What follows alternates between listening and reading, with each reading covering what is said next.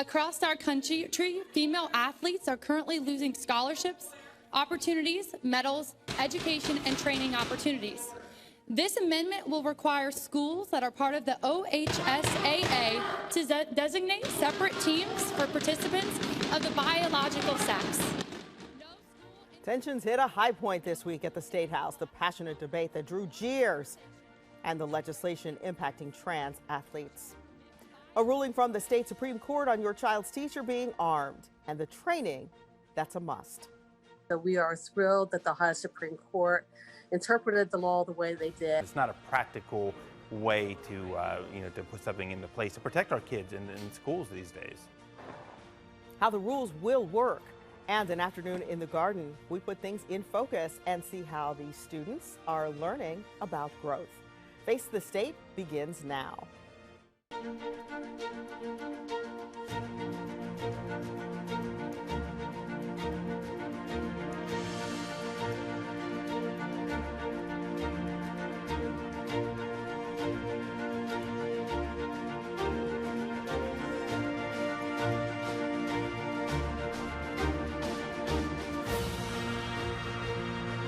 Motion will be agreed to. Hearing no objection, the motion is agreed to.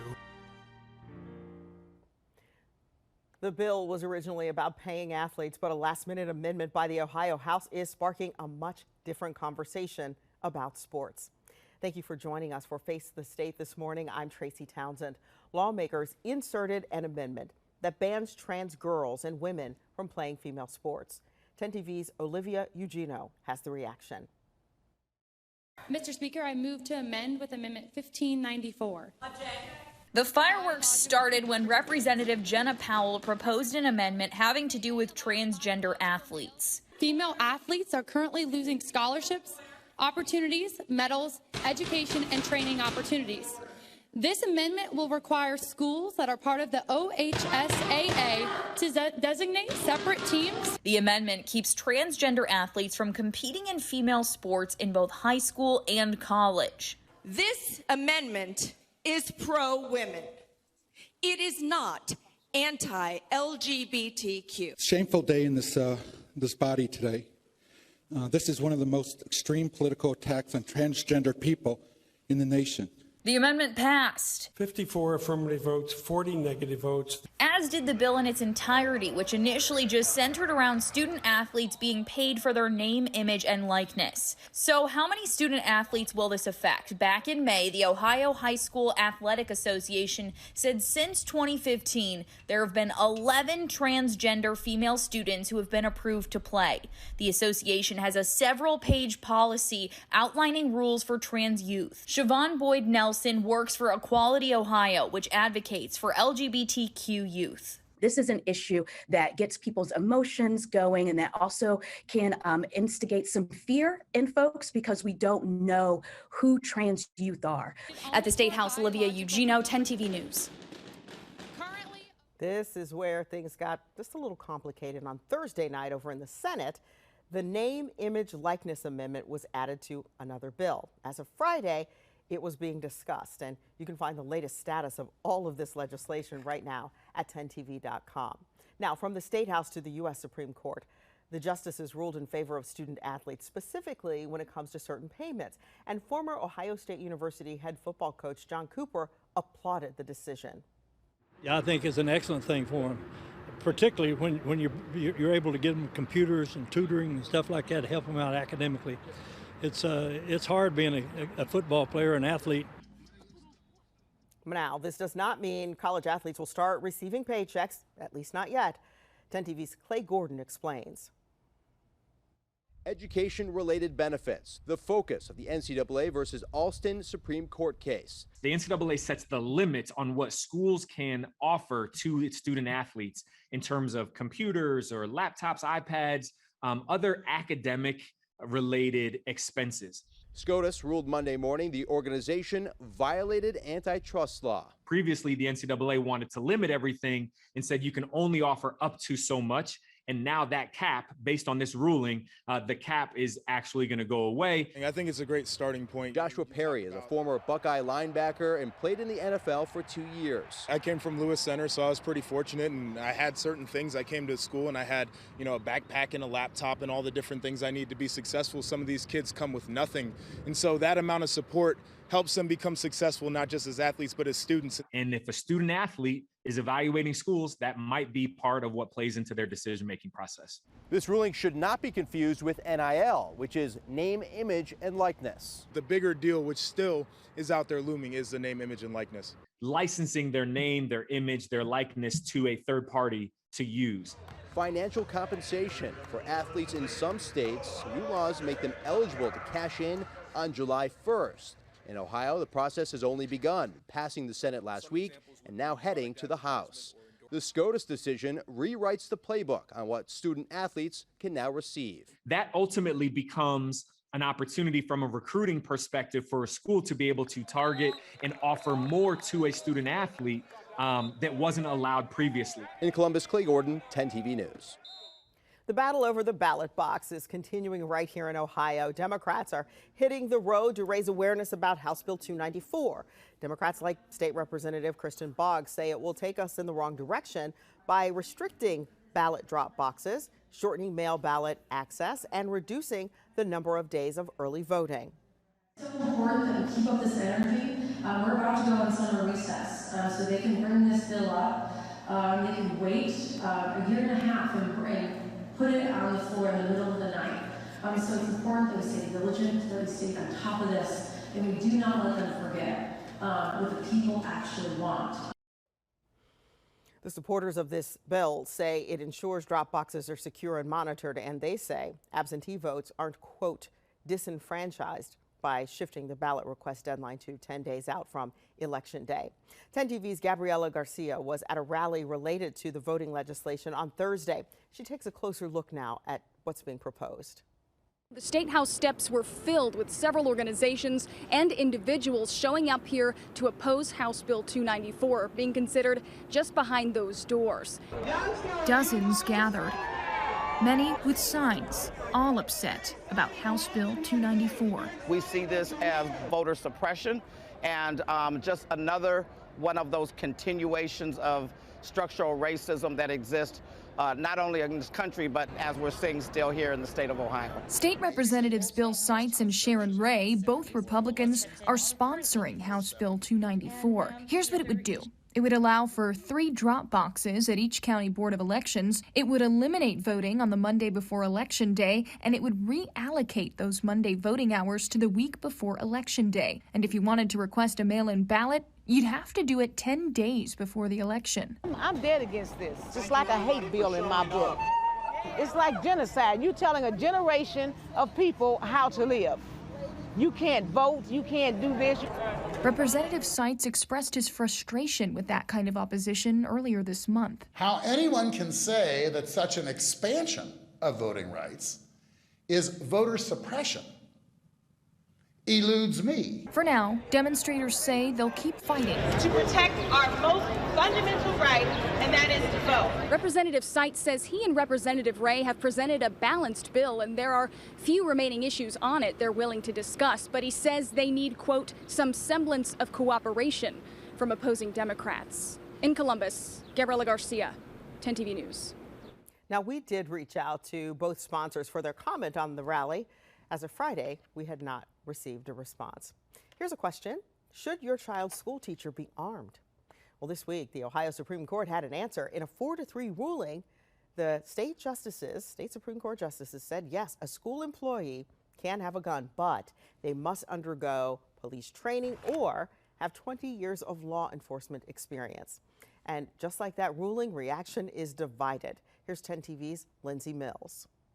The Ohio Supreme Court ruling requires anyone employed by a public or private school in Ohio to undergo peace officer training or have 20 years of law enforcement experience in order to carry a firearm. Peace officer training is more than 700 hours and is what police officers go through for the academy. Eric Delbert, owner of LEPD Firearms and Range, believes in providing training and does work with some teachers, but says the training requirement by law is too strict and prevents school teachers from having the option. And it's not a practical way to, to put something into place to protect our kids in schools these days. Meanwhile, others like Melissa Cropper say this responsibility should not fall on the teachers and believes the best protection can be provided through the use of a school resource officer. We have been strongly advocating against loosening any of those requirements currently in law. Cropper is the president of the Ohio Federation of Teachers, which filed an amicus brief in the case. Both Cropper and Delbert agree school resource officers are vital to protecting students.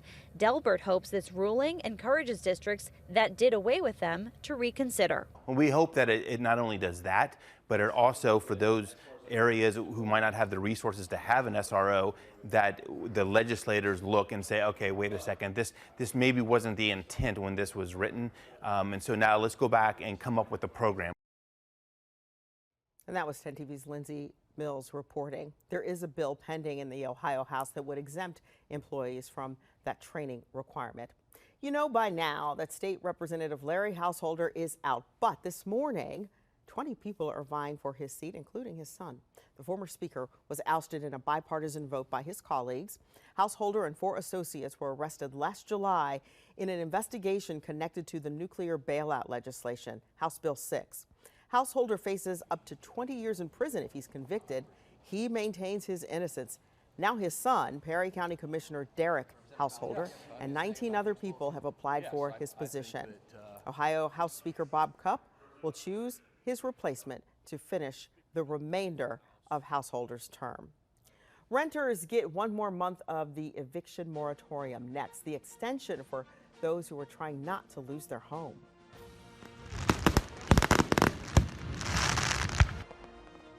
And up in the air, the fireworks legislation that could expand these explosives just in time for the 4th of July. You know, sometimes we just need to slow down and put things in focus. Coming up, we go to the Linden neighborhood and find a story about growth. And you keep track of when your driver's license is set to expire, but in the pandemic, remember, the state gave us a break on renewal dates. Well, it's all over now as we approach July. What you need to have in order to keep your driver's license legit. That's Monday on Wake Up C-Bus starting at 4:25.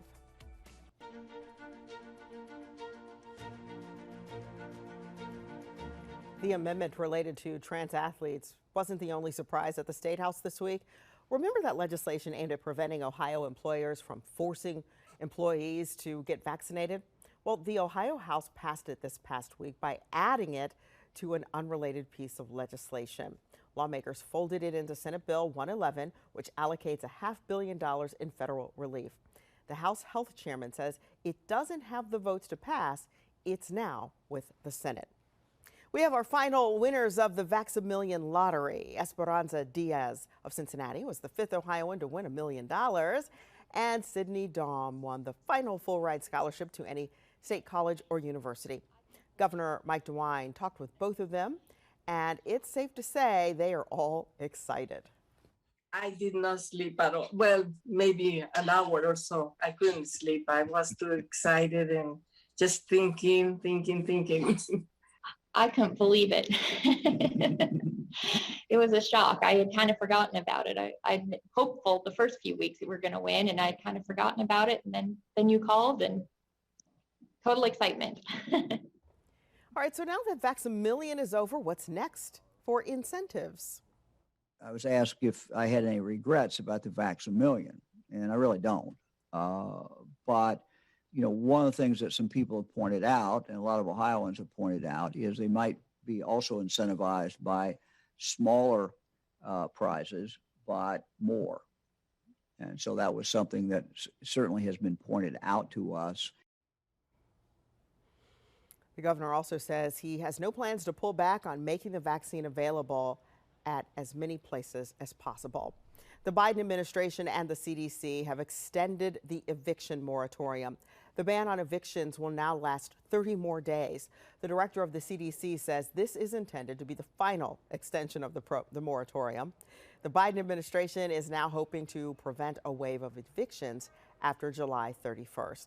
An advocacy group that helps root out abuse and neglect says a bill at the State House is threatening their authority. But a parent group with children who have disabilities argues more oversight of Disability Rights Ohio is needed. Here's Chief Investigative Reporter Bennett Haberly. Disability Rights Ohio is a nonprofit that says it has the blessing of the federal government to go into facilities, look for abuse and neglect, and inform individuals with disabilities of their rights. But a bill being considered here at the State House, they claim, would threaten their ability to investigate and act with autonomy. That's what it sounds like. Every 2 years, they're going to, the exact language is examine the activities of the Protection Advocacy Program.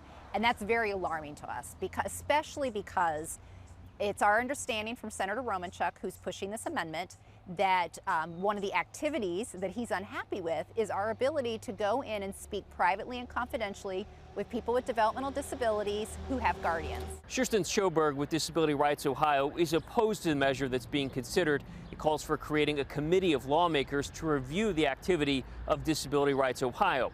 Schoberg says her group is federally funded and needs the ability to talk to individuals with complete autonomy. Last spring, DRO released its findings into Sequel Pomegranate, which mirrored much of what 10 Investigates had uncovered, that children at the facility were being placed in painful restraint holds, and that both staff and the children there were being injured.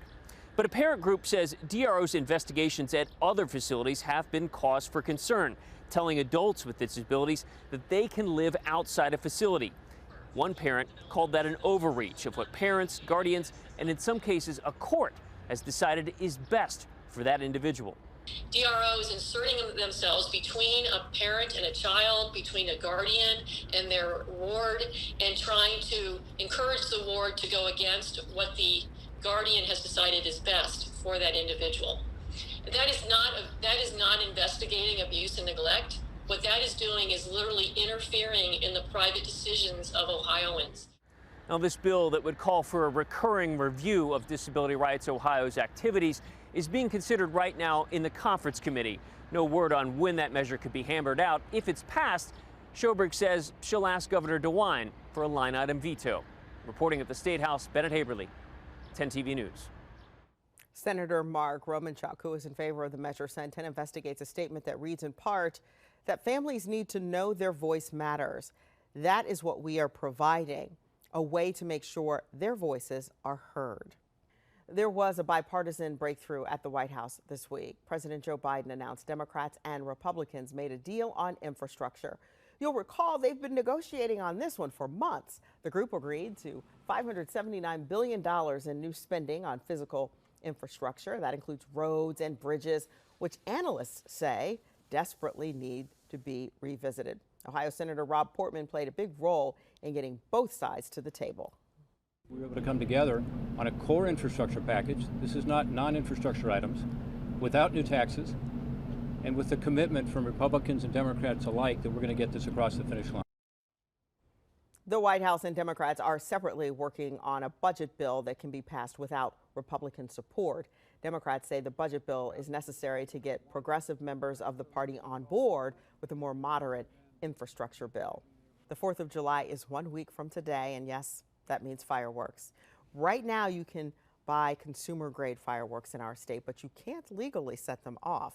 That could change, though, with Senate Bill 113. Fireworks could be set off on major holidays and the days and weekends around the 4th of July. There are some questions about safety, but supporters say although more people are, in fact, using fireworks, there are not more injuries. Opponents say there isn't legitimate concern about this in communities. What residential communities were complaining about having fireworks only on New Year's Eve and 4th of July? I don't think there was a commission that was drawn up to ask community people what we felt about this. If fireworks are believed to be a dangerous product or an unsafe product, as this significant increase of fireworks coming into the country has happened, we should similarly see a significant increase in the raw number of injuries. Logic would say yes. However, history tells us no, that isn't the case. And we should know Senate Bill 113 would still allow local municipalities to restrict or to ban the use of fireworks in their communities. We're putting our communities in focus beyond the typical headlines you see every day. And I can use this in the future, and start my own little garden. Next, the power of growth for both students and this neighborhood.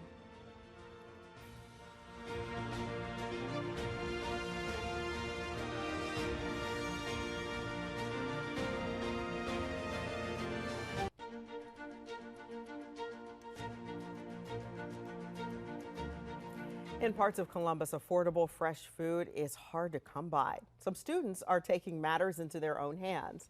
Angela Reigert shows us how a classroom grew into a garden, putting in focus what it means to be part of a community for those at Lyndon McKinley's STEM Academy.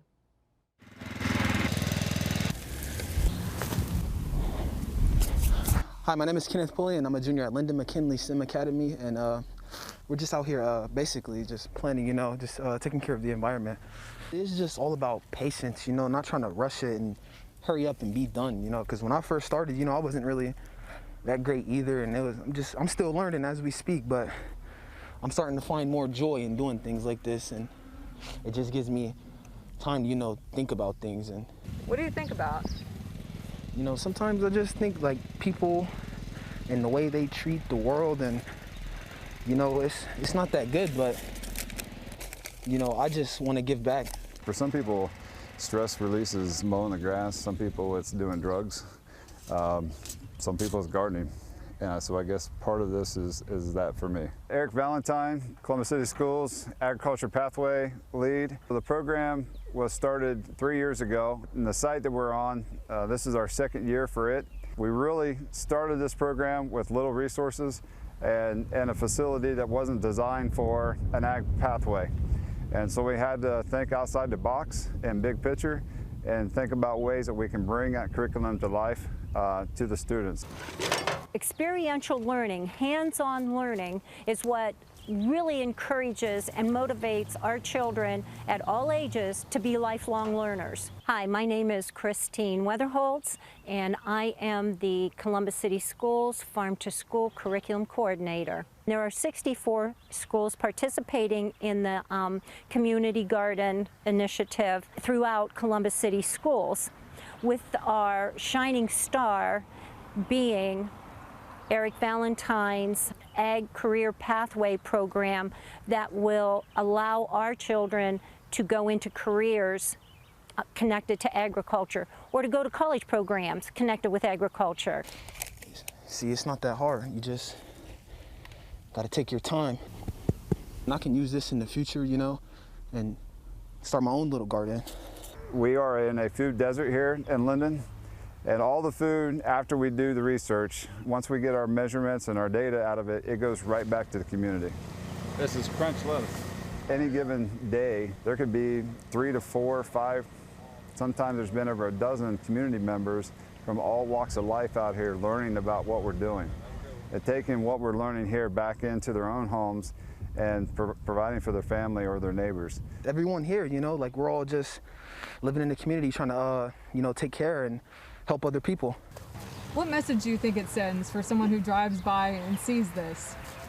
They can see that there's people out here, who are willing to give and help and, just be there for someone. And, this is just kind of like our message saying that, like, we're all together, no one's in this alone. That was Angela Reigert reporting. Recently, the City of Columbus's Department of Neighborhoods invested $50,000 in the program. That money will help make sure water and electricity go to that site in this warm weather to keep that garden growing. Thank you all for joining us here today. We will see you next week for Face the State. Have a great Sunday.